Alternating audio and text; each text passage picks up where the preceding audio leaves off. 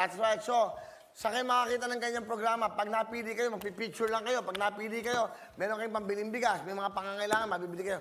As of now, meron tayong 106,000 selfies na nagpapadala. As of now, hindi pa tayo namimili. Mamaya, pag namili na, matadagdagan niya. But anyway, ito po ang ating mga Tutok Balita!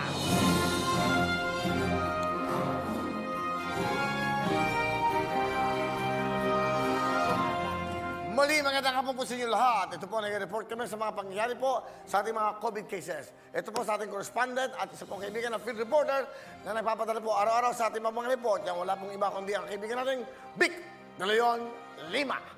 Maraming salamat, Kuya Vic. Tuloy-tuloy po tayo. As of today, ang ating pong COVID cases, May 19, 2021 ay bumababa po ng magbababa. Sana bumababa. 4,700 po sa ngayon.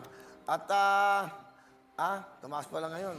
Medyo kaba, mas mababa. Sana at least hindi na siya nag-8,000, nag-10,000 o 12. So sa ngayon ay bumababa. Ano dapat gawin? Importante of course, ang sandata natin sa COVID na yan, face mask at syempre po ang face shield natin.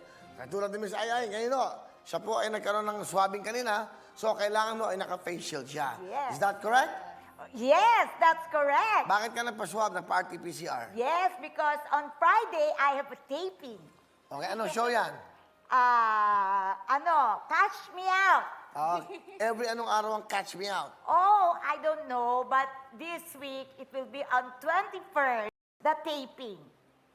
So papalabas siyang Catch Me Out. Yes. Alright, sino kayo dyan? Ano to, parang guest, lang ako, judge. Pero ang talagang host nito, anong pangalan nito? Kita mo, di Si mo Jose Manalo. Dali, pag nakikita kasi bigyan mo kita, ng gamot to. nalilito Talaga ito, ako. pag matanda na, ulyanin na. Jose Manalo. Kasi parati ikaw nasa isip ko, ayoko na nalulungkot ka. Kaya, yun. Jose Ano naman Manalo. ang pagkakaano nung Jose Manalo, nalulungkot Hindi kasi sabi mo, hindi ko agad maalala eh. Kasi mas naiisip kita dito sa show mo kesa yung ititaping ko. Ito. Pwede? Pero magtatampo pa rin yan. Pero Halika na! magtatampo pa rin yan. Huwag ka na magtampo! Hindi ako nagtatampo kasi ang problema sa inyo. Alam niyo ang mga problema sa mga taong to.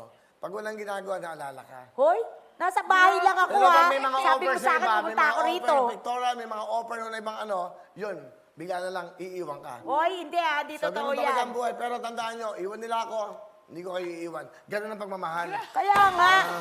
Hoy, Wala. baka sabihin nila, totoo yung sinasabi mo Sino ha. mo kang panalo, 10,000, baka totoo yan. ganun. Tuloy-tuloy tayo. Alam niya na alis kami. Nag-change topic na to. Yung mukhang panalo na. Hindi kasi maraming daw nagpapadala lagi talaga ng selfies na sabi niya, hindi Yes. naman kami napipili. Para kung mapili kayo, magsa-selfie kayo na nasa likodan nyo ang TV. Na live kayo nanonood ho. Kaya nga dapat nakatutok, tutok tuwin nga. Kaya nga gumawa tayo ng paraan.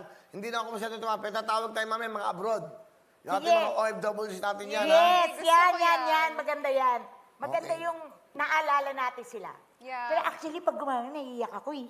Naalala ko kasi pag malayo ka, kasi di ba? syempre, di ba, namimiss nila yung Pilipinas. Kaya Nararamdaman mo din sa pag Yung nagkukwento pamilya sila. nila, di ba? May miss nila, ganyan. Kaya miss ay mabuti 1 month lang kayo. Oo, Ay, pero kasi napakahirap Baka naman ma-miss mo din. Oy, napakahirap ng buhay ng isang OFW at lalo malayo ka sa iyong mga mahal sa buhay. Yes. Isipin mo, mag-aalaga ka ng anak na ibang tao, pero yung anak mo, iiwan mo. Bakit? Tama. Para sa anak mo. Isipin mo, kung gaano kahirap ang pinagdadaanan ng ating mga kababayan. Minsan, namamaltrato pa, hindi maganda ang pagtatrato. Nasasaktan, di ba? Hindi pinapakain. Hindi naman lahat, pero may mga ganyan sitwasyon.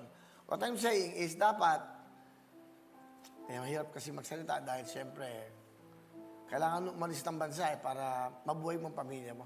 Alam mo, yan ang talagang mabigat sa buhay, yung kahirapan. Yung mga mahirap, kung gusto man may pangarap, gusto maging doktor, inanyero, o nurse, o mahirap, sobrang hirap, paano mag-aaral? Wala nga pambiling sapatos. Anong dapat gawin? Dapat yung mga pinagpala sa buhay, siguro yan ang mga taong dapat na magbigay ng magandang buhay sa ating mga kababayan. It's a good thing may isang programang nito na nagpapasaya. Hindi ko inaangat itong programang to, hindi ho. Ito talaga ginawa para sa mga kababayan natin na talagang may pangangailangan sa buhay. At the same time, sila ang bida. Simula pa lang sa ibang channel to, sila na nagpe-perform. Sila na kinakausap, sila na nagkukwento ng buhay nila na yung walang script. Yun ang programang ito. So, ganun eh, kung may magagawa lang tayo. Hello mga kapuso! Ako po si Ipon. Minabati ko unang-una dyan mga kaipo natin, mga kaskwami ko dyan. Nagustuhan nyo ba ang video na to? Marami pa kaming inanda para sa inyo. Mag-subscribe lang sa Wowin YouTube channel. Tsaka, don't forget to hit the, the bell button para lagi kang updated. Yun lang!